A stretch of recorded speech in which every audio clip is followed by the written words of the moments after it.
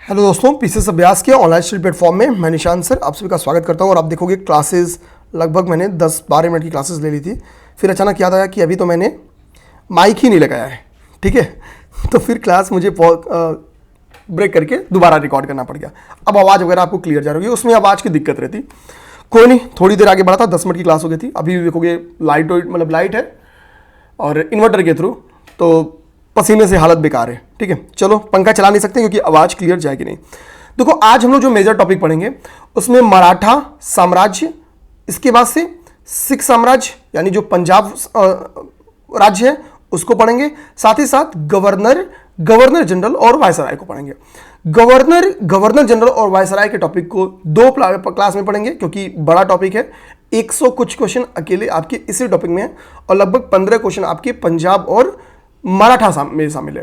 तो इसलिए लगभग हम लोग क्या करेंगे, इसको 2 पार्ट में, मतलब आधा तो गवर्नर जनरल वाला टॉपिक आज कर लेंगे, आधा कल कर लेंगे। बुक में सबसे पहले मराठा और पंजाब को बताया 12 क्वेश्चन, लेकिन हम पहले अपना गवर्नर जनरल वाले टॉपिक को क्लियर करेंगे, ठीक है। फिर हम लोग मराठा को समझ लेंगे। फिर समझना आसान रहेगा, बस इसलिए मैं कर रहा हूं, ऐसा नहीं कि मेरी मनमानी है। अब देखो, मैंने एक ट्रिक बनाया है। यहाँ पे ट्रिक आपको 2 फॉर्मूले में देखना। एक ये चार्ट है आपका ट्रिक का, पहले मैं इसको वो कर दूं। एक ये चार्ट है ट्रिक का और दूसरा ये चार्ट है ट्रिक का, ठीक है। KHB KMR।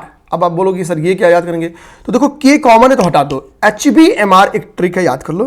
क्या HB और MR। अब यहां पे आगे क्या है, K से कुमार, ठीक है, K है। अब समझो हम लोग क्या है, इसको ट्रिक क्या बनाया। तो देखो नाम देखो, K से क्या है, क्लाइव। H से हेस्टिंग्स, ये वॉरेन हेस्टिंग्स है ना कि लॉर्ड हेस्टिंग्स। लॉर्ड हेस्टिंग्स बहुत बाद में आता है, ठीक है, मतलब बाद में आता है, ये भी गवर्नर जनरल ही रहता है, ठीक। लॉर्ड विलियम बेंटिक, B से बेंटिक, K से कैनिंग, M से माउंटबेटन, R से सी राजगोपालाचारी। तो ये क्रम हो गया, ये नाम हो गया, ये आपको याद करना होगा। 1 मिनट लगेगा, 2 बार बोल लो, याद हो जाएगा। अब देखो यहां पे मैं समझा रहा हूं आपको फ्लो। आप देखोगे जो बंगाल का गवर्नर था, गवर्नर ऑफ जो बंगाल था, वही बाद में क्या बनता है, वो आपका बन जाएगा गवर्नर जनरल ऑफ बंगाल बन जाएगा। बाद में गवर्नर जनरल ऑफ बंगाल क्या होते हैं, गवर्नर जनरल ऑफ इंडिया बन जाएंगे। बाद में गवर्नर जनरल ऑफ इंडिया क्या बनेंगे, भारत के वायसराय बन जाएंगे। ये आपको चेंजिंग देखने को मिलता है। अब देखो पेपर में आपसे क्वेश्चन क्या पूछ के आता है, भाई बंगाल का प्रथम गवर्नर जनरल कौन था, बंगाल का अंतिम गवर्नर जनरल कौन था, भारत का प्रथम गवर्नर जनरल कौन था, भारत का अंतिम गवर्नर जनरल कौन था, भारत का प्रथम वायसराय कौन था, भारत का अंतिम वायसराय कौन था, प्रथम भारतीय वायसराय कौन था, स्वतंत्र भारत का प्रथम वायसराय कौन था। ये क्वेश्चंस बन के आते हैं। तो वो सारे क्वेश्चंस इस ट्रिक से आप टैकल कर सकोगे। 5 मिनट का टाइम लगेगा, समझो। नाम तो समझ लिए। यहां पे 3 एक्ट्स को हमने ऊपर रखा है। सबसे पहले उन एक्ट्स को देखो। 1773 का रेगुलेटिंग एक्ट मैंने लिखा है, 1833 का चार्टर एक्ट लिखा है और यहां पे भारत शासन अधिनियम लिखा है 1858। ध्यान देना, हमको तो कुल 4 चार्टर एक्ट आया था। सभी चार्टर एक्ट में 20 साल का अंतर था। एक चार्टर एक्ट आपका कब आया था, 1813 में। दूसरा चार्टर एक्ट कब आया था, 1833 में। तीसरा चार्टर एक्ट कब आया था, 1853 में। और एक कब आया था, 1793 में। ये 4 चार्टर एक्ट आपके पास आए थे। जो चार्टर एक्ट है, इसमें ये 2 चार्टर एक्ट आपके सबसे ज्यादा इंपॉर्टेंस रखते हैं। सबसे ज्यादा इंपॉर्टेंस रखने वाले चार्टर एक्ट कौन से हैं, 1813 और 33। इन एक्ट्स के माध्यम से कंपनी की जो व्यापारिक ताकत थी, जो मर्चेंट पावर था, वो पूरी तरीके से खत्म कर दिया जाएगा। 1813 के चार्टर एक्ट के पहले यूके में इंडस्ट्रियल रिवॉल्यूशन हो चुका है। सबसे बड़ी बात है, पूरा यूरोप इंडस्ट्रियल रिवॉल्यूशन के दौर से गुजर रहा है। तो माल कहां बेचेंगे, माल तैयार तो हो रहा है, लेकिन माल बिकेगा कहां, तो भारत में बिकेगा। तो इसके लिए भारत में कंपनी का एकाधिकार समाप्त करना जरूरी था, ब्रिटिश हित में। तो ब्रिटिशर्स ने क्या किया, चाय और चीन कंपनी को बोला, भाई एक साथ तुमको बर्बाद नहीं करेंगे, आप चाय और चीन पे एकाधिकार बना लो, व्यापारिक एकाधिकार। इसके बाद से बाकी पे आपका अधिकार खत्म। 1833 के एक्ट में तो चाय एंड चीन C2 को भी समाप्त कर दिया, यानी पूर्णतः कंपनी की राजनीतिक कंपनी बन जाएगी। अब यहां पे आपको समझ में आना होगा, इसी चार्टर एक्ट 1833 से एक और चेंजिंग देखने को मिलता है। 1773 का जो रेगुलेटिंग एक्ट है, उस 1773 के रेगुलेटिंग एक्ट से हमको पता है कि एक सर्वोच्च न्यायालय की स्थापना की गई थी। एलिजा इम्पे जिसकी मुख्य न्यायाधीश थी। 2 अन्य न्यायाधीश थे, उनका नाम आप कमेंट बॉक्स में कमेंट कर दो। अब देखो हेस्टिंग्स क्या होते हैं, हेस्टिंग्स को बनाया जाता है governor general of Bengal, Bengal का प्रथम गवर्नर जनरल बनाया जाता है। तो क्वेश्चन मुझे, बंगाल का अंतिम गवर्नर कौन था? तो अंतिम गवर्नर हेस्टिंग्स थे। 1773 के रेगुलेटिंग एक्ट के तहत इनको 1774 में क्या किया जाता है? बंगाल का प्रथम गवर्नर जनरल बना दिया जाता है। अब इसके बाद से बंगाल का प्रथम गवर्नर जनरल का दौर चलता है 1833 तक। 1833 में चार्टर एक्ट आता है। चार्टर एक्ट के तहत क्या किया जाएगा? ध्यान देना, 1773 के एक्ट से क्या होगा? गवर्नर जनरल ऑफ बंगाल बन जाएगा। अब चार्टर एक्ट 1833 से क्या हो जाएगा? गवर्नर जनरल ऑफ इंडिया बन जाएगा, भारत का प्रथम गवर्नर जनरल। तो भैया अब देखो, बेंटिंक क्या बनेंगे? बेंटिक बनेंगे गवर्नर जनरल ऑफ इंडिया। भारत के प्रथम गवर्नर जनरल बनेंगे कौन? Lord William Bentinck, LV Bentinck, Lord William Bentinck. Clear बात? LV Bentinck. अब इसके बाद से भाई ये यहां पे चेंजिंग आपको देखने के लिए, अब बेंटिक से लेके कैनिंग के बीच में सब क्या रहेंगे? गवर्नर जनरल ऑफ इंडिया रहेंगे। कैनिंग के समय क्या होता है? भारत शासन अधिनियम 1858 आता है। हमको पता है 1858 के भारत शासन अधिनियम के पहले भारत में 1857 का रिवॉल्ट हो चुका है और महारानी का घोषणा आता है। इलाहाबाद में इस घोषणा पत्र को कैनिंग के द्वारा पढ़ा जाता है, जिसमें कई सारे बात लिखी गई थी। इनमें एक बात यह थी कि अब कंपनी न्यूट्रल रहेगी, किसी भी देसी रियासत यानी किसी भी प्रिंसली स्टेट्स को पे कैप्चर नहीं करेगी। अब जो डॉक्ट्रिनल लैप्स की नीति थी वो खत्म हो गई, जो सब्सिडरी अलायंस का ट्रीटी था वो खत्म हो गया, अब किसी को बफर स्टेट नहीं बना जाएगा। तो यानी हम आंतरिक प्रशासन में दखल नहीं देंगे। कई सारे बातें महारानी विक्टोरिया के द्वारा बना जाता है। इलाहाबाद में ये घोषणा पत्र को पढ़ा जाता है। तो कैनिंग क्या होते हैं? कैनिंग भारत के प्रथम वायसराय बनते हैं, ठीक है, और भारत के अंतिम governor general of India Canning रहते हैं। माउंटबेटन आप देखोगे 1947 में अगस्त के बाद आते हैं। तो स्वतंत्र भारत के प्रथम गवर्नर जनरल ये क्या है? माउंटबेटन स्वतंत्र भारत के प्रथम फर्स्ट गवर्नर जनरल बनेंगे। और श्री राजगोपालाचारी स्वतंत्र भारत के प्रथम और अंतिम, स्वतंत्र भारत के फर्स्ट एंड लास्ट भारतीय गवर्नर जनरल बनेंगे, भारतीय गवर्नर जनरल। तो भारत का एकमात्र भारतीय गवर्नर जनरल कौन है? तो वो सी राजगोपाल स्वतंत्रता के बाद ये बनते हैं, ठीक है। ये सारी बात हो गई, इसको आप समझ गए तो बहुत सारी चीजें समझ गए। क्लाइव के बारे में फैक्ट्स है कि क्लाइव को बंगाल का गवर्नर 2 बार बनाया जाता है, 2 टाइम्स। पेपर में क्रोनोलॉजी में क्वेश्चन भी आता है कि क्लाइव का पुनर्आगमन, तो ध्यान देना है कि 1765 में क्लाइव का पुनर्आगमन हुआ था। अब हमने 3 एक्ट्स को देखा, 1773 का रेगुलेटिंग एक्ट देखा, 1833 का चार्टर एक्ट देखा, भारत शासन अधिनियम 1858 देखा। आपका काम क्या होगा? ये होमवर्क है, इसको आप लोग कर चाहिएगा, ये होमवर्क है, ठीक है।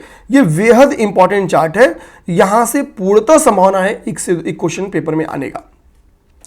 अब आगे बढ़ते हैं हम लोग अब यहां से आगे बढ़ेंगे और अपने क्वेश्चंस को टैकल करने की कोशिश करते हैं। अब क्वेश्चंस को टैकल करने के पहले कुछ इंपॉर्टेंट फैक्ट बताऊंगा। कुछ भारत में बड़ी लड़ाइयां हुई हैं, जिन लड़ाइयों के समय भारत का गवर्नर जनरल या वायसराय कौन रहा है, पेपर में क्वेश्चन बन के आता है। वायसराय क्या? गवर्नर जनरल बेसिकली, ठीक है। या बंगाल का गवर्नर जनरल कौन रहा है? अब देखो, वॉरेन हेस्टिंग्स के ड्यूरेशन से, यानी बंगाल का प्रथम गवर्नर जनरल कौन बनता है? वॉरेन हेस्टिंग्स बनता है। वॉरेन हेस्टिंग्स के ड्यूरेशन से बड़ी बड़ी लड़ाइयां होना स्टार्ट होती हैं। हेस्टिंग बंगाल का प्रथम गवर्नर जनरल कब बनता है? तो मैंने बताया 1773 के रेगुलेटिंग एक्ट से, यानी 1774 से बनता है और 85 तक ये रहता है। अब बोलोगे सर 1774 से 85 याद करना है? नहीं, याद नहीं करना है। अब देखो, हम बड़ी बड़ी लड़ाइयां लिखते हैं। पहले हम लोग मराठाओं का लिखते हैं और फिर मैसूर, नहीं पहले मैसूर लिख लो, आंग्ल मैसूर वार, आंग्ल मैसूर वार कितना होता है? 4 वार। ये 4 लड़ाइयां होती हैं, ठीक है। पहली लड़ाई मैसूर के द्वारा जीत ली जाती है, उसके बाद से अनिर्णायक हो जाती है। दूसरी आंग्ल मराठा युद्ध हम लोग जानते हैं, आंग्ल मराठा युद्ध हम लोग जानते हैं, जो हमारे लिए इंपॉर्टेंट है। आंग्ल मराठा युद्ध कितना हुआ है? तो कुल 3 बार हुआ है, ठीक है। अगला हमारे लिए क्या इंपॉर्टेंट है? आंग्ल बर्मा युद्ध। हमको पता है कि 2 आंग्ल बर्मा युद्ध हुआ है। कितना?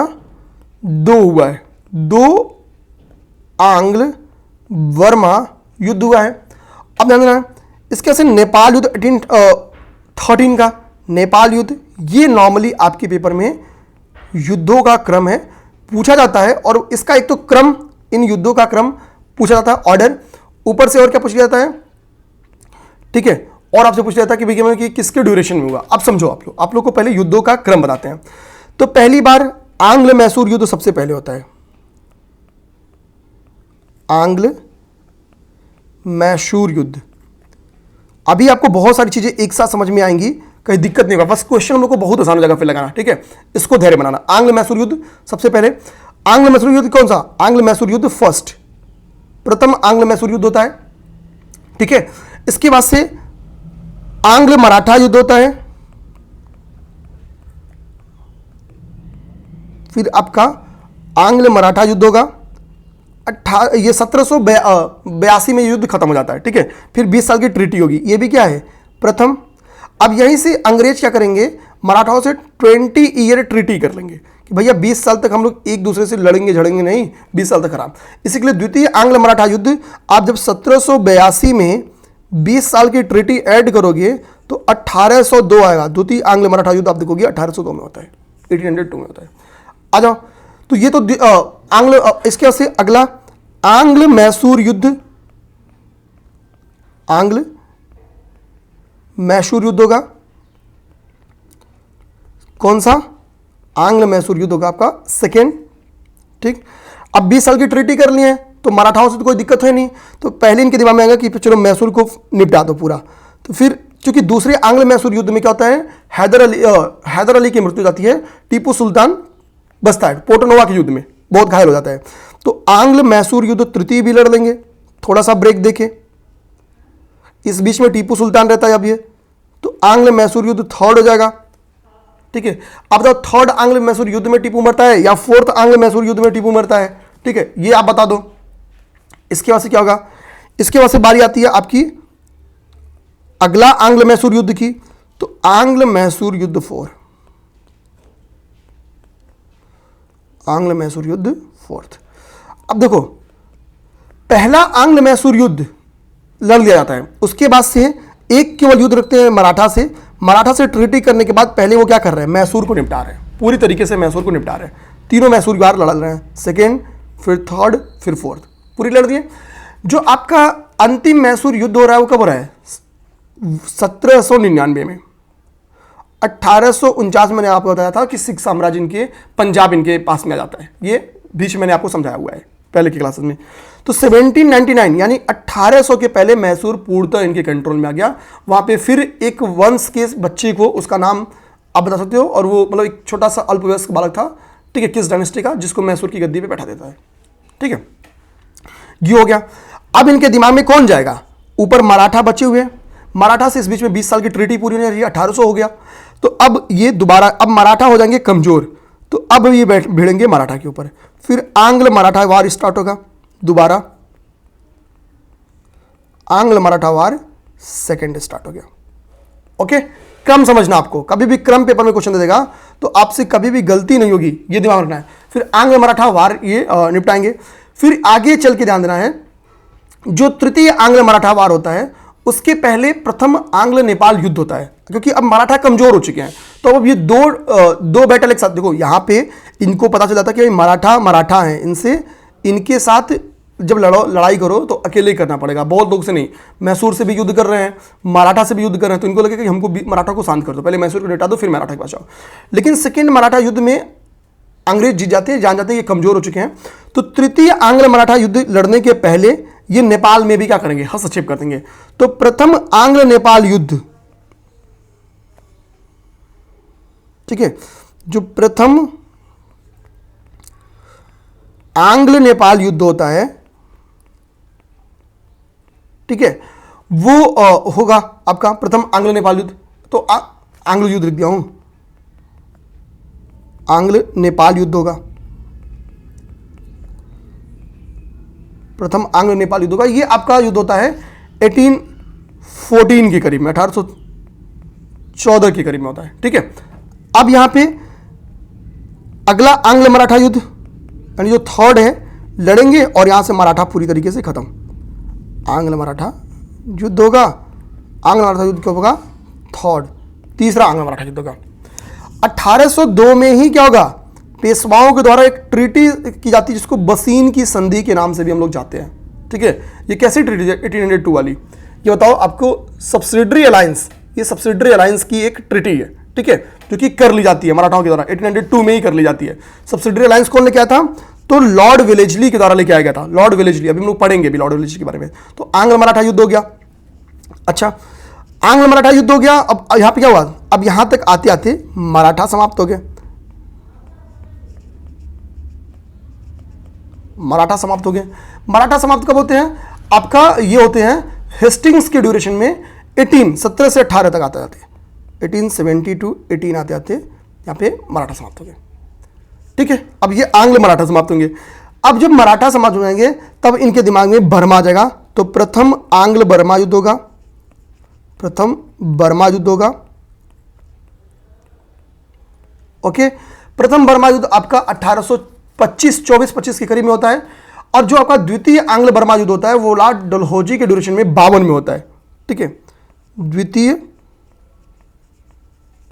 बर्मा युद्ध जो होता है ये कब हो रहा है? प्रथम आंग्ल बर्मा युद्ध एमहर्स्ट के ड्यूरेशन में होता है। एमहर्स्ट के ड्यूरेशन में होता है। और ये किसके ड्यूरेशन में होता है? डलहौजी के ड्यूरेशन में। अब ये आपको दिमाग में रखना होगा, ये क्रम आपको याद करना होगा। ठीक है, ये क्रम याद हो गया तो फिर कोई दिक्कत की बात नहीं है। आपकी लगभग सारी चीजें जो हैं वो तैयार हो गई। ओके, कुछ छूट तो नहीं रहा है? एक बार देख लेते हैं। नहीं, इतनी चीजें आपको तैयार करनी है। अब आपको क्रम युद्धों का पूछेगा, आप इजिली क्रम तो याद करने का तरीका क्या है? पहले मैसूर से लड़े, ठीक है, फिर मराठा से लड़ दिए। मराठा से लड़े तो इनकी हालत खराब हो गई, फिर 20 साल की ट्रीटी कर लेंगे, फिर 3 युद्ध लगातार मैसूर के लड़ेंगे, मैसूर खत्म, यानी मैसूर यहां पे समाप्त हो जा रहा है। मैसूर समाप्त 1800 आते आते। जब मैसूर समाप्त हो जाएगा तो अगला बड़ा शत्रु कौन है? मराठा। मराठा से एक लड़ चुके हैं, दूसरा आमंत्रण करेंगे, दूसरा मराठा को हरा देंगे। फिर इनके दिमाग में जाएगा नेपाल कि भाई अब तो कमजोर, मराठा कमजोर हो चुके हैं, तो नेपाल से लड़ देंगे, उसके तुरंत फिर मराठा से लड़ देंगे। ठीक है, यानी द्वितीय और तृतीय आंग्ल मराठा युद्ध के बीच में पहला नेपाल युद्ध हो चुका है। फिर बर्मा युद्ध होगा, उसके बाद से फिर बर्मा युद्ध होगा एमहर्स्ट और डलहौजी में। ये ऑर्डर होगा युद्धों का। अब हम लोग देखते हैं जो युद्ध का वो है। ठीक है, ओके, ये देखते हैं। अब देखो, मैंने आपको बोला कि भाई पहले वॉरेन हेस्टिंग्स आता है। वॉरेन हेस्टिंग्स के बाद से कौन आता है? लॉर्ड कॉर्नवालिस आता है। लॉर्ड कॉर्नवालिस आता है। लॉर्ड कॉर्नवालिस में सर जॉन सोर आते हैं। सर जॉन सोर के बारे में एक ही इंपॉर्टेंट फैक्ट है, खरदा का युद्ध जो निजाम और मराठों के बीच में हुआ था वो सर जॉन सोर के ड्यूरेशन में हुआ था। ठीक है, लिख देते हैं, सर जॉन सोर आते हैं। सर जॉन सोर के बाद से अगला कौन आएगा? तो इसके बाद से वेलेस्ली आता है, जो सब्सिडरी अलायंस की पॉलिसी लेके आता है। वेलेस्ली आता है। वेलेस्ली के बाद से बार्लो आते हैं, लॉर्ड मिंटो आते हैं। लॉर्ड मिंटो के ही समय में मैंने आपसे क्वेश्चन पूछा था कि महाराजा रणजीत सिंह ने अमृतसर की ट्रीटी की थी 1809 में, किसके साथ? तो वो क्या थे? लॉर्ड मिंटो प्रथम के साथ। ध्यान देना, ये मैंने आपसे क्वेश्चन पूछा हुआ इसके पहले, लॉर्ड मिंटो प्रथम के साथ। तो मैं इन लोग को छोड़ता हुआ सीधा पहुंचूंगा हेस्टिंग्स के पास, लॉर्ड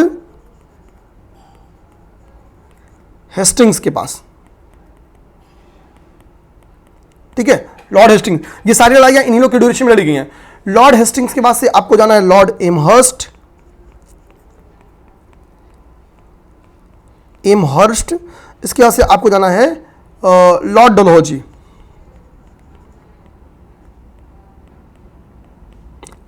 ये ऑर्डर हो गया। अब देखो, कॉर्नवालिस लॉर्ड हेस्टिंग्स के ड्यूरेशन में, तो पहला सोचो, पहला आंग्ल मैसूर वार तो मतलब ठीक है इसके ड्यूरेशन में। सेकेंड जो आंग्ल मैसूर वार हुआ है, ध्यान रखना, वो इसके ड्यूरेशन में हुआ है, सेकेंड आंग्ल मैसूर वार। और फर्स्ट आंग्ल मराठा वार, तो जो पहला दो दिख रहा है ना, ये वॉरेन हेस्टिंग्स के ड्यूरेशन में हुआ। ठीक है, वॉरेन हेस्टिंग्स के ड्यूरेशन में। देखो कॉर्नवालिस के ड्यूरेशन में अब समझा, अगला कौन है, अगली बारी किसकी है? तो अगली बारी है आपकी कार्नवालिस की। अगली बारी किसकी है? कार्नवालिस की है। ठीक है, तो प्रथम आंग्ल मैसूर वार जो होता है ये इसको छोड़ दो, ये दो घटनाएं जो है सेकंड आंग्ल मैसूर वार और प्रथम आंग्ल मराठा वार, ये हेस्टिंग्स के ड्यूरेशन की है। आंग्ल मैसूर युद्ध फिर ये किसके ड्यूरेशन की है? ये कार्नवालिस के ड्यूरेशन की है, क्योंकि उसके पास कौन है? कार्नवालिस है। कार्नवालिस ड्यूरेशन में कार्नवालिस कोड आता है 1793 में। कार्नवालिस कोड आपसे पूछ के आता है, तो 1793 में कार्नवालिस कोड आया था, पेपर में क्वेश्चन बन के आता है 1793 का कार्नवालिस कोड। ठीक है, अगर आज समझाते ही टाइम हो जाएगा पूरा। ठीक है, तो 1700 कार्नवालिस आता है। फिर इसके बाद से आंग्ल मैसूर युद्ध है। अगला क्या है? अगला आंग्ल मैसूर युद्ध है। तो कार्नवालिस के बाद से कौन है? सर जॉन सोर। सर जॉन सोर कोई बड़ी लड़ाई नहीं लड़ाई, कोई बड़ी लड़ाई इसके ड्यूरेशन में नहीं हुई है, ऐसे याद करो, कोई बड़ी लड़ाई नहीं, कोई बड़ी लड़ाई नहीं हुई है इसके ड्यूरेशन में। केवल एक समझो, खरदा का जो युद्ध है ना, Khardah battle, battle of Khardah, battle of Khardah, Nizam versus Maratha, Nizam versus Maratha, ये इसके ड्यूरेशन में हुआ है और कोई बैटल नहीं। ठीक है, खरदा की लड़ाई, खरदा की लड़ाई आपकी कब हुई थी? 1795 में। तो कार्नवालिस हो गया। अब अगला आंग्ल मैसूर कार्नवालिस से कौन आ रहा है? कार्नवालिस के बाद से वेलेस्ली आ रहा है। तो वेलेस्ली के ड्यूरेशन क्या आ रहा है? आंग्ल मैसूर युद्ध होगा 1799 में, और जाते जाते आंग्ल मराठा युद्ध भी इसी के समय हो जाएगा।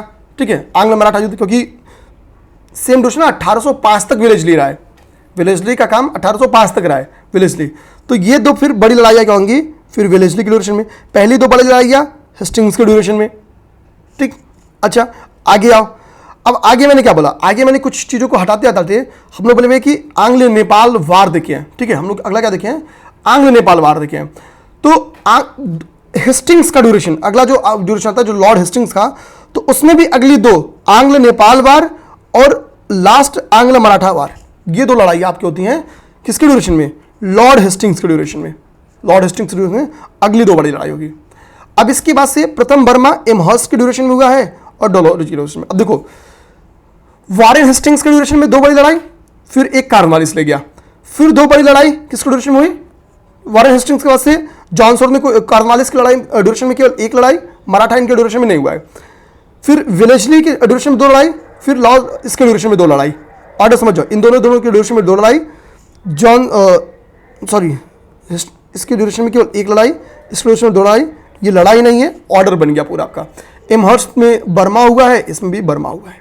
ओके, अब कहीं आपको कोई दिक्कत नहीं आएगी। अब ऐसे टाइप के क्वेश्चंस मैं कराऊंगा नहीं, सीधा आगे बढ़ जाऊंगा। ओके, इतना एटलीस्ट अभी अपने लोग करते हैं। उम्मीद करेंगे ये चीज समझ में आई हो आपको। आज भाई क्वेश्चंस देखते हैं। क्लाइव का पुनर्आगमन कब हुआ? तो मैंने बताया ही आपको भाई कि क्लाइव का पुनर्आगमन आपको पूछेगा तो 1765 में। इलाहाबाद की ट्रीटी कब हुई होगी? तो भैया इलाहाबाद की ट्रीटी भी बक्सर के बाद ही हुई होगी। तो बक्सर का युद्ध कब हुआ था? तो हमको बताया कि 64 में। तो इलाहाबाद की ट्रीटी कब हुई होगी? तो 65 में। ठीक है, तो ये ट्रीटी के पहले क्लाइव को भेजा जाता है, क्योंकि क्लाइव यहाँ की परिस्थितियाँ जानता है तो ट्रीटी बढ़िया कर लेगा, इसके लिए क्लाइव को पहली नियुक्ति कर दी जाती है। ठीक, ये चीज़ समझना होगा। अब देखो, चलो ये चीज़ नहीं पता था तो बक्सर का युद्ध तो पहले हुआ होगा। बक्सर का युद्ध हुआ होगा 1764 में हुआ है, हमको पता है 22 अक्टूबर शायद ना। बक्सर का युद्ध कब हुआ है? 22 अक्टूबर। ठीक है, 22 अक्टूबर 1764 को, तो 1764 को हुआ है। वारेन हेस्टिंग्स का भारत का गवर्नर बना। देखो, वारेन हेस्टिंग्स भारत का गवर्नर नहीं बनता, ये गलत लिख दिया गया है। वारेन हेस्टिंग्स क्या बनता है? गवर्नर जनरल ऑफ बंगाल बनता है 1773 के रेगुलेटिंग से 1774 में। ठीक है, अभी पढ़ाया हूं। अब समझ गए आपको कि भैया एटलीस्ट 3 पहले होगा बक्सर का युद्ध, फिर इलाहाबाद की ट्रीटी होगी, वारेन हेस्टिंग्स कुछ भी हुआ होगा, तो भैया लास्ट में होगा। तो 3, 2, 4 का ऑर्डर पाओ। 3 से बड़ा 2, 2 से बड़ा 4, मतलब 2 से बड़ा 3 और 4 से बड़ा 2। तो 3, 2, 4 का ऑर्डर देखो कहां पा रहे हो। ठीक है, 3, 2, 4 यहां पा रहे हो, 3, 2, 4 का ऑर्डर यहां पा रहे हो। ये गलत, ये गलत। अब देखो ये अब हुआ क्या फिर? ठीक है, अच्छा, मतलब वो बंगाल की गवर्नर जनरल की वजह से इस स्टेटमेंट को गलत करा है। कह रहा है निकटतम आंसर क्या होगा आपका 3 होगा। तो ये इजीली कभी भी क्वेश्चन है कालानुक्रम में तो आपको ऐसे ग्रेटर देन के साइन लगा के आंसर्स करने हैं, ठीक है। सेकेंड क्वेश्चन आओ, बनारस विद्रोह यूपी स्पेशल का क्वेश्चन था। बनारस विद्रोह एक यहाँ पे वॉरेन हेस्टिंग्स के ड्यूरेशन में हुआ था, जानना है। सन 1781 का वो ड्यूरेशन था, 1781 में, ठीक है। चेत सिंह, राजा चेत सिंह के द्वारा ये विद्रोह किया गया था, राजा चेत सिंह के द्वारा। ये इंपॉर्टेंट फैक्ट है, याद कर जाओ। कभी भी भूमिका पूछेगा, ठीक है। 1857 आपके पेपर में है ना, उत्तर प्रदेश का कंट्रीब्यूशन में भूमिका 1857 के पूर्व, जीएस पेपर 5 में। तो राजा चेत सिंह का ये बनारस विद्रोह आप एक स्टेटमेंट लिख सकते हो। एशियाटिक सोसाइटी ऑफ बंगाल की स्थापना कब हुई? तो एशियाटिक सोसाइटी ऑफ बंगाल 1784 में बना, 1784 में बना है। हमको तो हेस्टिंग्स 10 साल के ऊपर रहा है, तो हेस्टिंग्स 1774 में क्या बन के आता है? बंगाल का गवर्नर जनरल बन के आता है। 10 साल प्लस रहा ये, ठीक है। 10 साल जोड़ोगे तो 1784 आपका आ जा रहा है। यानी इस ड्यूरेशन में कौन रहेगा? लॉर्ड, मतलब वॉरेन हेस्टिंग्स रहेगा। इसको लॉर्ड वॉरेन हेस्टिंग्स लोग बोल देते हैं, वॉरेन हेस्टिंग्स मांगो को वॉरेन हेस्टिंग्स, ठीक है। अच्छा, पहले मतलब वॉरेन हेस्टिंग्स आया फिर लॉर्ड हेस्टिंग्स आया है, ये दिमाग रखना है एक, ठीक है। नेक्स्ट देखो, सुरक्षा प्रकोष्ठ की नीति कौन लेके आया? Security cell, policy of security cell. तो ये लेके आ गया है वॉरेन हेस्टिंग्स के द्वारा, ठीक है, वॉरेन हेस्टिंग्स के द्वारा। इसमें क्या था कि हमको बफर स्टेट बनाना था, ठीक है। बफर स्टेट बनाते थे कि भैया हमारे ऊपर कोई दिक्कत ना रहे, मतलब हमारी राज्य सेफ रहे। जैसे मान लो कि चाइना और भारत के बीच में क्या, नेपाल एक बफर स्टेट है, उतनी बाउंड्री हमारी सेफ है, हमको आर्मी नहीं रखनी पड़ती, बहुत सारा काम नहीं करना पड़ता है। ब्रिटिश पार्लियामेंट में इम्पीचमेंट यानी महाभियोग का मुकदमा किसके अगेंस्ट चला? तो भैया वो हेस्टिंग्स के अगेंस्ट चला था, बेईमानी के लिए, बेईमानी के से। जनरल डायर को क्लीन चिट दे दिया गया था, बाद में इनको एक भारतीय ठोक देते हैं। नाम उनका क्या था? उधम सिंह। सही हूं मैं या गलत है?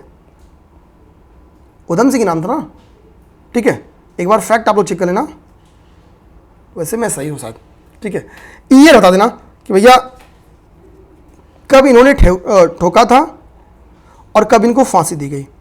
ये दोनों इंपॉर्टेंट फैक्ट याद कर लेना आप लोग। जलियांवाला बाग हत्याकांड कब हुआ था? 13 अप्रैल 1939 को हुआ था। रॉलेट एक्ट के अगेंस्ट में विद्रोह चल रहा था या विरोध चल रहा था। न्यायिक संगठन की स्थापना, तो कार्नवालिस का जो ड्यूरेशन है वो जुडिशियल और एडमिनिस्ट्रेटिव रिफॉर्म के लिए जाना जाता है। 1793 का अभी मैंने आपको बोला कि कार्नवालिस कोड आया था, ठीक है। हालांकि न्यायिक संगठन की स्थापना शुरू हो गई थी हेस्टिंग्स के काल से, ठीक है। कुछ तो गिरा भाई, ठीक है। न्यायिक संगठन की स्थापना की शुरुआत तो हेस्टिंग्स के ही काल में स्टार्ट हो गई थी, ठीक है।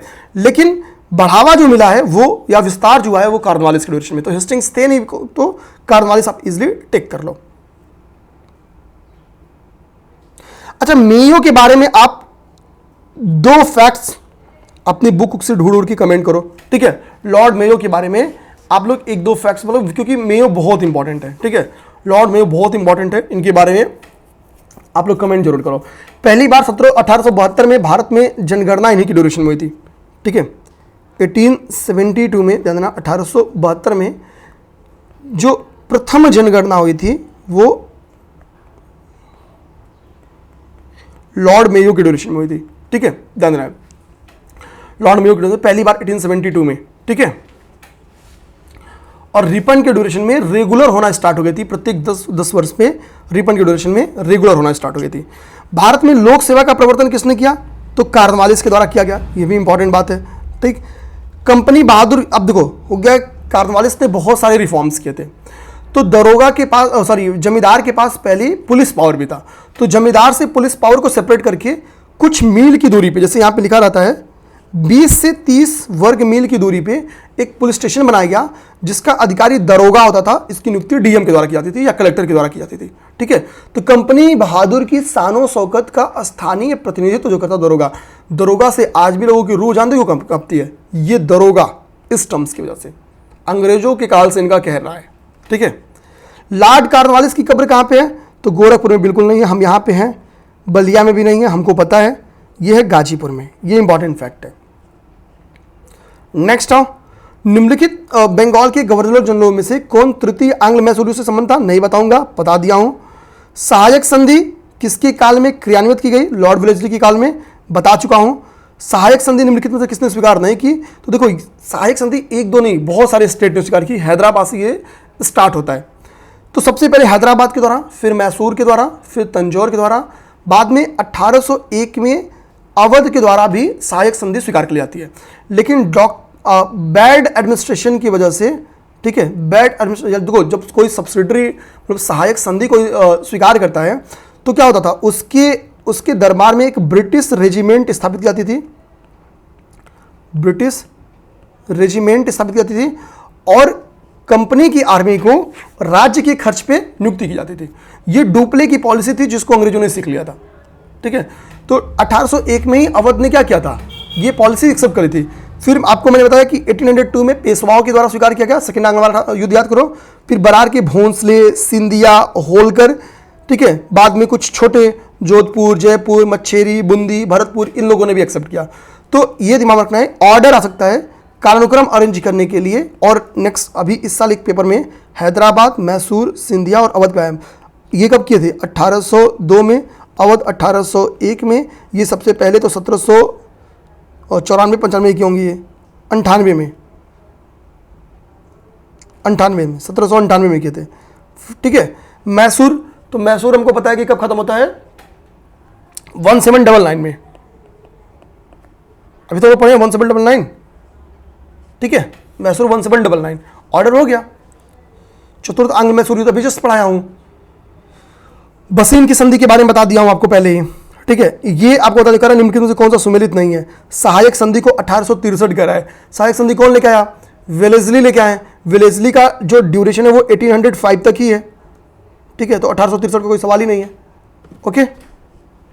1813 और 33 का एक्ट तो पढ़ाया ही हूं अभी, वो भी यही पे लिखा है। आंग्ल नेपाल युद्ध आपको पढ़ा दिया हूं, ठीक है। आइए यहाँ पे भी देखिए युद्ध ही लिखा है, तो 16वां भी आपको पढ़ा दिया हूं। निम्नलिखित में से कौन सा सही सुमेलित नहीं है? गलत के बारे में, लॉर्ड कॉर्नवालिस अस्थायी बंदोबस्त से, तो बिल्कुल सही बात है, इन्हीं के ड्यूरेशन में आया था। सहायक संधि वेलेस्ली के ड्यूरेशन में, बिल्कुल सही बात है। आंग्ल मराठा युद्ध, अब देखो लॉर्ड हेस्टिंग्स के ड्यूरेशन में करा द्वितीय आंग्ल मराठा युद्ध, ठीक है। सोचो, पढ़ा चुका हूं, तो जो पढ़ा चुका हूं कोई मतलब नहीं दोबारा। टॉमस मुनरो, 18 नंबर क्वेश्चन देखो, कह रहा है कि टॉमस मुनरो किन वर्षों में मद्रास के गवर्नर रहे? तो टॉमस मुनरो हमको पता है कि एग्रीकल्चरल रिफॉर्म के लिए जाने जाते हैं। रैयतवाड़ी बंदोबस्त जो मद्रास प्रेसिडेंसीज में लागू होती है उसके जन्मदाता माने जाते हैं कैप्टन रिड और टॉमस मुनरो। टॉमस मुनरो आपका 1820 से 27 तक क्या हुआ है, ये मद्रास के गवर्नर थे। मद्रास हमको पता है अंग्रेजों की 3 प्रेसिडेंसीज में से एक थी, ओके। रैयत का मतलब किसान होता है, तो किसानों से डायरेक्ट यहाँ पे बंदोबस्त स्थापित किया गया। कुशासन के आधार पर मैसूर का, देखो कुशासन के आधार पर केवल अवध का ही नहीं, मैसूर और कुर्ग रियासत का भी विलय किया गया था विलियम बेंटिक के द्वारा, लॉर्ड विलियम बेंटिक। तो बैड एडमिनिस्ट्रेशन के तौर पे अवध के पहले मैसूर और कुर्ग का भी विलय किया जा चुका है। सती प्रथा पर पाबंदी किसने लगाई, ये देखेंगे। तो विलियम बेंटिक के समय कुछ अच्छे काम भी हुए हैं। सती प्रथा पर रोक इसी के ड्यूरेशन में, इन्हीं के ड्यूरेशन में 1829 में लगाई गई। 1829 में विधिवत कानून बना के सबसे पहले केवल बंगाल प्रेसिडेंसी में, आगे चल के सभी प्रेसिडेंसी में लगा दी। ठगी प्रथा पर इन्होंने बैन लगाया। शिशु बालिका वध पे इनके द्वारा बैन लगाया गया। तो लॉर्ड हेस्टिंग्स के समय ऐसे बहुत सारे काम हुए हैं, ठीक है। ये नंद कुमार नामक जो ब्राह्मण की गलत आरोप में फांसी की सजा दी गई थी, वो हेस्टिंग्स के ड्यूरेशन में दी गई थी। ये सारी घटना इसी के ड्यूरेशन में है। आगे देखो, दास प्रथा किसने समाप्त किया? देखो मैंने ऊपर ठगी प्रथा बताया है, ठीक है। स्लेव, स्लेव मतलब दास। दास को क्या करना? दास को लोग गुलाम बना देते हैं, उनको बरी करना होगा। तो एलन बरो के द्वारा बरी किया गया, बरो के द्वारा बरी किया गया। तो लॉर्ड एलन बरो के द्वारा 1843 में, कब? 1843 में। अंग्रेजों ने सिंध विजय कब की? तो देखो सिंध विजय गलतफहमी में किया गया एक विजय, मैं कहता हूं। जाते हैं अफगानिस्तान जीतने, अफगान लड़ाई हार जाते हैं तो बेइज्जती ना हो तो रास्ते में सिंध जीत लेते हैं, जबकि ये सब उनका सपोर्ट किए थे, ठीक है। तो भैया ये लॉर्ड एलन बरो की गलत नीति थी अफगान पे लड़ाई करना, लेकिन कर लेते हैं, कोई नहीं बचता 2-4 लोगों को छोड़ के। तो सेना का मनोबल गिर जाता है। सेना का मनोबल पुनः ऊंचा हो तो एक विजय जरूरी था, तो सिंध वहां पे कमजोर था, जीत लिया गया उसी को। लॉर्ड डलहौजी द्वारा अवध का अंग्रेजी राज्य में विलय निम्न में से किस नीति के आधार पर किया गया? तो बैड एडमिनिस्ट्रेशन के फॉर्म में, बैड एडमिनिस्ट्रेशन के तहत नहीं, डॉक्ट्रिन ऑफ लैप्स के तहत सतारा का, जैतपुर का, संबलपुर का, बघात का, उदयपुर का, झांसी का, नागपुर का और करौली का डॉक्ट्रिन ऑफ लैक्स जो कि डलहौजी की पॉलिसी थी उसके तहत अधिग्रहण किया गया। 1857 के रिवॉल्ट में इन राज्यों का इसी के लिए अंग्रेजों के अगेंस्ट समर्थन भी मिलता है। किस किस वर्ष किया गया ये मैच कराने के लिए दिया है, मैच करा लेना आप लोग, ईयर यहां पे याद करना रहेगा, ठीक है, दिमाग में रखना है, ईयर याद कर जाना ज्यादा बढ़िया रहेगा। खास तौर पे अवध, झांसी, ये तो कंफर्म याद करना होगा आपको। ओके, आगे आइए, जितना क्वेश्चन लग जाएगा भी करवा देते हैं। सिक्किम का भारत में विलय, तो भैया सिक्किम का भारत में शुरुआत में नहीं होता है, डलहौजी के ड्यूरेशन में, अब सोचो डलहौजी के ड्यूरेशन में की घटना है सिक्किम का भारत में विलय, ये 1849 उनके करीब की घटना होगी। रुकिए मैं देख लूँ एक बार फैक्ट, सिक्किम का विलय,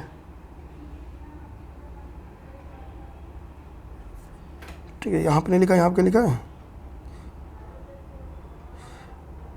ठीक है, 1815 के ड्यूरेशन की, 1850 के ड्यूरेशन की घटना है, सिक्किम का भारत में विलय डलहौजी के ड्यूरेशन में होता है। ठीक है, डलहौजी के ड्यूरेशन में ही प्रथम रेलवे लाइन का भी निर्माण किया जाता है, डाक टिकट का प्रचलन भी इसी समय होता है, प्रथम विद्युत तार की शुरुआत भी इसी समय होती है। ठीक है, ये सब डलहौजी के समय की है। सिक्किम का विलय डलहौजी के समय होता है। झांसी, अब देखो झांसी में फोड़ा 1854 में, पंजाब का मैंने आपको पढ़ाया था 1849 में, ठीक है, 1849 में। सिक्किम का विलय भी जस्ट पढ़े हो 1850 में। बर्मा का विलय, आंग्ल बर्मा युद्ध 2 पढ़े हो, तो बर्मा का विलय भी डलहौजी के ड्यूरेशन में होता है। ठीक है, लेकिन 52 में। ऑर्डर अरेंज कर लोगे, सब पढ़ चुके हम लोग। अवध में हमको पता कि 1801 में अवध ने क्या किया था, सब्सिडरी अलायंस स्वीकार कर लिया था, तो ब्रिटिश रेजिमेंट रखा जाना था। 1856 में जब बैड एडमिनिस्ट्रेशन का आरोप लगता है, उस समय जो ब्रिटिश रेजिमेंट था वो कौन था, जेम्स आउटरम था। भारत में प्रथम रेल लाइन की शुरुआत किन नगरों के बीच में की गई, तो 1853 में वेलेस्ली के ड्यूरेशन में की गई थी। ठीक है, बंबई टू ठाणे, बंबई से ठाणे के बीच में। अंग्रेजों का कुछ पॉजिटिव सुधार दिखाना हो तो ये दिखा सकते हैं, वो डलहौजी के समय बहुत सारे सुधार हुए हैं। प्रथम रेलवे लाइन हो, ठीक है, एजुकेशन के संदर्भ में चार्ल्स वुड डिस्पैच आता है, ठीक है, 1854 में ही। प्रथम विद्युत तार की घटना जो है, प्रथम डाक टिकट इसी समय की है। ठीक है, बरार का विलय कर्ज के आधार पर किया जाता है डलहौजी के इस समय, बरार का विलय। अब आओ, महारानी विक्टोरिया वाला पढ़ाई चुका हूं, कैनिंग, कोई दिक्कत नहीं है। ठीक है, दूसरे उत्तराधिकारी को गोद लेने का अधिकार पुनः कब मिल गया, ये भी पढ़ा चुका हूं। ठीक है, 1858 में सामग्री की जो घोषणा थी, जिसको कैनिंग के द्वारा इलाहाबाद में पढ़ा जा रहा था, पढ़ा चुका हूं। 30वां नंबर क्वेश्चन भी हो गया। एक 30वां नंबर क्वेश्चन कह रहा निम्नलिखित में कौन सा सही सुमेलित है, तो कार्नवालिस ने अस्थायी बंदोबस्त लेके आया था, तो बिल्कुल सही बात है। सुमेलित सही नहीं है। सी, जॉनसोर के समय मैंने आपको बताया केवल एक ही बड़ी लड़ाई हुई है, जॉनसोर खुद कोई लड़ाई नहीं लड़ा है। ठीक है, तो सीधा स्टेटमेंट से ही आप इसको गलत कर दो। आओ अगला क्वेश्चन, आओ कर निम्नलिखित में से कौन सा एक सही है। ठीक है भैया, आंग्ल मैसूर युद्ध पूरा पढ़ा चुका हूं, तो 33वां नंबर भी क्वेश्चन आप लोग कर लोगे, कोई दिक्कत नहीं है। कौन सा सुमेलित नहीं है, कौन सा सही सुमेलित नहीं, क्वेश्चन पूछ रहा है। लॉर्ड डलहौजी, अवध का विलीनीकरण, बिल्कुल सही बात है। ठीक है, अब भारतीय राष्ट्रीय कांग्रेस की स्थापना भी पढ़ाया नहीं हूं, ठीक है, तो कोई दिक्कत की बात नहीं है। तो यहां से हम लोग क्या है, 33 नंबर क्वेश्चन तक तो मैंने अभी आपको पढ़ा दिया, तो 33 क्वेश्चन तो मैंने आपको डायरेक्ट पढ़ा दिया है, समझाया हूं। 33 नंबर क्वेश्चन आप लोग देखिए कि ऊपर 20 मिनट भले समझाया हूं, लेकिन 33 क्वेश्चन आप बहुत आसानी से उसके थ्रू लगा सकते थे। अब थोड़ा 12-13 क्वेश्चन पहले हैं वो लगा लेता हूं। ये क्वेश्चन देखो, जो 10-12 क्वेश्चन आपके पहले हैं उनको देखते हैं। अरे एक सेकंड भाई, पेंसिल गिर गया। ओके, अब हम लोग देखेंगे पंजाब और मैसूर को। अब आंग्ल मैसूर व्यवहार तो हम लोग पढ़ चुके हैं। ठीक है, कुल 4 आंग्ल मैसूर व्यवहार हुआ है। ठीक है, तो पहले हम लोग आंग्ल मैसूर वाद ही खत्म कर देते हैं। आंग्ल मैसूर वाद से कहाँ क्वेश्चन बनाए, यहाँ पे सिख है, पंजाब है। यहाँ से देखो, कह रहा कि प्रथम आंग्ल मैसूर युद्ध में कौन विजयी हुआ, तो भैया हैदर अली, हारता ही नहीं है। अंग्रेज पहले क्या करते हैं, एक ट्राई पार्टी बनाते हैं, किनके साथ मिलके, निजाम के साथ मिलके और मराठों के साथ मिलके, लेकिन हैदर अली कूटनीतिक विजय प्राप्त कर लेता है और ये ट्राई पार्टी तोड़ देता है, विजय प्राप्त कर लेता है। ठीक है, आंग्ल मैसूर युद्ध, प्रथम आंग्ल मैसूर युद्ध क्या होगा, किस ट्रीटी से समाप्त होता है, तो मद्रास की संधि, मद्रास की संधि इसमें होती है अंग्रेजों के साथ।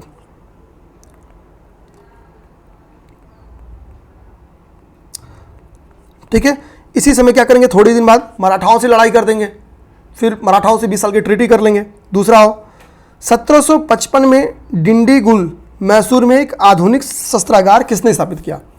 तो भैया वो जान जाता है कि एक बहुत बड़े शत्रु बैठे हैं, नाम उनका था अंग्रेज।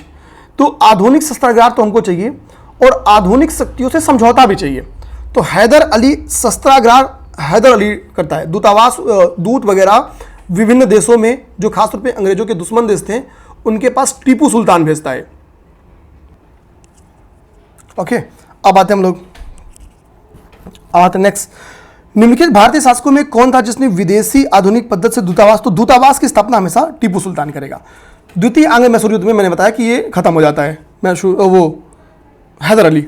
आगे आओ, टीपू सुल्तान को ब्रिटिश सेना को 70 और 180 में हराया। टीपू सुल्तान ने ब्रिटिश सेना को 1780 में हराया था। एक छोटी सी लड़ाई थी पोलीलूर में, ठीक है, वहां पे इसने हराया था। पोलीलूर की लड़ाई में हराया था 1780 के ड्यूरेशन में, 1780 में। ठीक है, अगला प्रथम आंग्ल मैसूर युद्ध, द्वितीय आंग्ल मैसूर युद्ध, तृतीय आंग्ल मैसूर युद्ध, चतुर्थ आंग्ल मैसूर युद्ध। कह रहा है कौन सा एक सुमेलित है? सही है। पहले वाले में कह रहा है हैदर अली पराजित हुआ, विक्ट्री हुआ था। दूसरे कह रहा है हैदर अली ने अंग्रेजों को पराजित किया, अनिर्णायक था, ये अनिर्णायक था। द्वितीय क्या था? अनिर्णायक था। तृतीय टीपू सुल्तान युद्ध जीता, हार गया था। ठीक है, तो हार जाएगा तो क्या होगा? अपना भूभाग अंग्रेजों को नहीं देना पड़ेगा। चौथा टीपू पराजित हुआ और युद्ध के मध्य में दिवंगत हुआ, मारा गया। तो चौथा सही है। ठीक है, आ जाओ, ये 4 युद्ध हैं, इन चारों युद्धों का क्रम। तो पोर्टोनोवा का लड़ाई कब हुआ था? ठीक है, ये यहाँ पे इसको याद कर जाओ सीधा। ठीक है, सकरखेड़ा का युद्ध आपका 1724 में, बेदारा का युद्ध 1759। अच्छा आप बताओ कि बेदारा का युद्ध हुआ किसके बीच में हुआ था? देखो, बेदारा का युद्ध इंग्लिश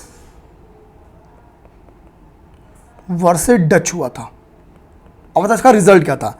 मुदकी का युद्ध सिखों के साथ हुआ था, एक सिख से बैटल था छोटा सा। ठीक है, सिख बैटल था। ठीक, पोर्टोनोवा का युद्ध 1781 में हुआ था। सकरखेड़ा का युद्ध आपका 1724 में हुआ था। ये थोड़ा सा फैक्ट्स है, याद कर जाओ। इलाहाबाद की संधि भाई बक्सर के बाद होगी। बक्सर का युद्ध यानी 65 में होगा। इलाहाबाद का 1 का 4, 2 जगह है 1 का 4। आ जाओ, मद्रास की ट्रीटी अभी हमने जस्ट पढ़ी। मद्रास की ट्रीटी के बारे में क्या हुआ अभी जस्ट हम लोगों ने पढ़ा है। तो मद्रास की ट्रीटी आपकी कहाँ पर गई? मद्रास की ट्रीटी आपकी हो गई, ठीक है, 1769। मद्रास की ट्रीटी क्या हुआ? 1769। अभी जस्ट पढ़े ना हम लोग मद्रास की ट्रीटी आंग्ल मैसूर बार में। ठीक है, 1769। ठीक, तो डी का 3 जाओगे तो डी का 3 आंसर मिल गया सी। तो बी का क्या हो गया? बी का 2 हो गया। मंगलोर की संधि 1784 में हुई। ठीक है, और इसके बाद से आपका सी का क्या हो गया? 1 हो गया। सालबाई की संधि आपकी 1782 में हुई। ठीक, अब आपके बच्चे हैं सिख साम्राज्य। आ जाओ सिख भी देख लेते हैं। अब देखो थोड़ा सा सिख समझते हैं। देखो एक समय के बाद पंजाब वाले जो सिख साम्राज्य था वो 12 मिसलों में डिवाइड होता है। उसी में एक मिसल था सुकर चकिया मिसल। पंजाब में इस मिसल का सबसे शक्तिशाली मिसल थी जिसके राजा थे रणजीत सिंह। रणजीत सिंह से 1809 में लॉर्ड मिंटो प्रथम के द्वारा अमृतसर की ट्रीटी की गई। ठीक है, लाहौर पे इनिशियली अमृतसर का कब्जा नहीं होता है, बाद में लाहौर पे कब्जा होता है। लाहौर पे कब्जे को लेके रणजीत सिंह की लड़ाई चलती है। एक अफगानिस्तान शासक था जिसका नाम है जमान शाह। नाम क्या उसका? जमान शाह। जमान शाह पे उन्होंने एक उपकार कर देते हैं और वो उपकार क्या था कि जमान शाह एक बार रणजीत सिंह से युद्ध लड़के वापस लौट रहा था तो उसकी तोपें क्यों ही गिर गई चिनाब रिवर में। रणजीत सिंह भाई सरदार से बड़ा सरदार कौन? रणजीत सिंह ना केवल तोप खुजवाते हैं और जमान शाह को भिजवा देते हैं, दुश्मन के पास हथियार पहुंचा देते हैं। मैं बताऊं जितनी गंदी तरीके से लड़ाई पश्चिमी आक्रांताओं ने लड़ी ना, गोरी, गजनवी, बाबर, उसी ट्रिक को अगर किसी हिंदुस्तानी ने अपनाया होता तो किसी की औकात नहीं थी भारत में विजय पाने की। दुश्मन को आप सोचो, दुश्मन को उठा के तो अच्छा ये भी बढ़िया आदमी था, लाहौर पे इनका कंट्रोल मान लेगा कि जाइए भैया आपको लाहौर पे कंट्रोल मान लेते हैं। लाहौर को बाद में अपनी राजनीतिक राजधानी बनाते हैं और अमृतसर को कल्चरल राजधानी बनाते हैं। रणजीत सिंह की राजधानी लाहौर थी राजा रणजीत सिंह ने किस स्थान पर अदालत ए आला की स्थापना की? तो भैया राजधानी लाहौर थी, कल्चरल राजधानी इनकी अमृतसर थी, तो भाई अदालत ए आला कहाँ रहेगा? पॉलिटिकल राजधानी में। ईश्वर की इच्छा थी कि मैं सभी धर्मों को एक निगाह से देखूं, इसलिए मुझे दूसरी आंख की रोशनी ले ली। एक आंख से उनको नहीं दिखता था। किसको? राजा रणजीत सिंह। दिलीप सिंह उनके बेटे थे, जिससे 1849 में अंग्रेजों ने ट्रीटी कर लिया, इनको पेंशनर बना के भेज देते हैं यूके। पेरिस में इनकी मृत्यु हो जाती है, यूके में इनको दफनाया गया है। बाद में ये ईसाई धर्म भी स्वीकार कर लेते हैं। अंतिम सिख शासक कौन था? तो अंतिम सिख शासक अभी मैंने बताया 1849 में दिलीप सिंह थे। 1849 में बीच में खड़क सिंह आते हैं। खड़क सिंह को अफीम खाने का शौक था, ध्यान देना है। पंजाब के पूर्व महाराजा दिलीप सिंह के विषय में निम्नलिखित में से क्या सत्य है? पेरिस में इनका निधन हुआ, अभी बताया, अभी तुरंत बताया, तो सही है। नासिक में अंत्येष्टि नहीं हुआ, दिल्ली उनका लंदन में हुआ है। सिख धर्म कभी नहीं छोड़ा, छोड़े थे, ईसाई बन गए थे। वो कभी रूस नहीं गए, रूस भी गए थे ये। पंजाब के विलय के पश्चात पंजाब पर शासन करने के लिए त्रिगुट, एक 3 लोग की कमेटी बनाई गई थी, एक 3 परिषद बनाई गई थी। सर हेनरी लॉरेंस इसके अध्यक्ष थे, गंदना। इसके बाद से जॉन लॉरेंस थे, सदस्य थे। और ग्रेनविल मानसेल, चार्ल्स ग्रेनविल मानसेल तीसरे मेंबर थे। तो करा निम्नलिखित में से कौन सदस्य नहीं था? तो हेनरी लॉरेंस थे, जॉन लॉरेंस थे, और तीसरे जो पर्सनालिटी का नाम है वो था चार्ल्स ग्रेनविले मानसेल। वो क्या नाम था? चार्ल्स ग्रेनविले मानसेले नाम था। और ये नाम ना डी में मिल रहा है ना एक में मिल रहा है, तो दोनों ऑप्शन गलत है। ठीक है, 8वें नंबर से तो हमने किया ही है।